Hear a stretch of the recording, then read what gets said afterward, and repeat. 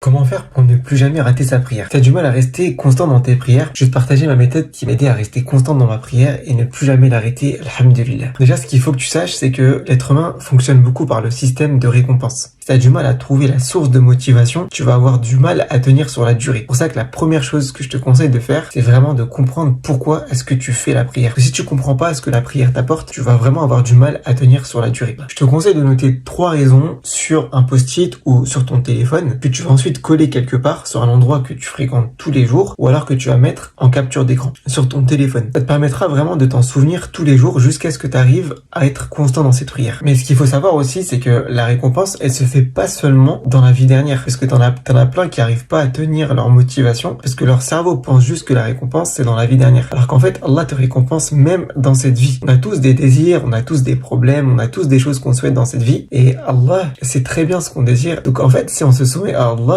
toutes les portes du ciel et de cette terre s'ouvrent à nous. Alors quand t'es proche de lui, imagine tout ce que tu peux obtenir.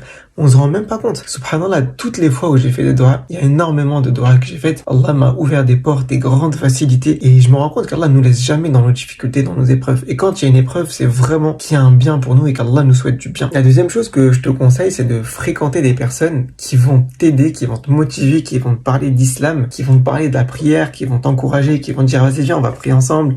Vas-y, t'es chaud, bismillah, viens, on va prier. Ce genre de choses, je trouve que ça motive énormément parce que tu t'entoures de gens qui te ressemblent, qui partagent tes objectifs, des gens qui ont plus d'expérience que toi. Mais par contre, quand tu fréquentes des gens qui parlent pas beaucoup de religion, qui parlent beaucoup de la dunya, franchement, c'est beaucoup plus dur de se motiver à prier, les frères et sœurs. La troisième chose que je conseille, c'est de lire beaucoup de Coran. Ne serait-ce que 5 minutes. Tu écoutes 5 minutes, tu lis en sous-titré, tu essaies de réciter ce que tu sais du Coran. En fait, ça renouvelle ta foi. Le prophète, alayhi salatu wassalam, nous a informé que la foi, en fait, c'était comme un vêtement. Les vêtements s'usent avec le temps. Et la foi, c'est pareil. Moi, je conseille vraiment une version du Coran de l'édition Tawba parce que il y a beaucoup d'explications dans ce Coran. Et je trouve que le fait d'avoir une traduction qui est accessible, qui est facile à comprendre, ça aide vraiment à se motiver à le lire. Et justement, le Coran permet de renouveler cette foi parce que quand t'es proche de la parole d'Allah, c'est comme si tu étais proche d'Allah. Donc, tu as une routine que tu dois jamais rater. Et pour ceux que ça intéresse, le lien est dans ma bio. Et aussi, une chose qui m'a beaucoup motivé, c'est d'écouter tous les jours des rappels. C'est un moyen de fréquenter les meilleures personnes, l'élite. Imagine tous ces gens qui font des vidéos YouTube, qui ont énormément de science, tu vois, qui nous font des rappels.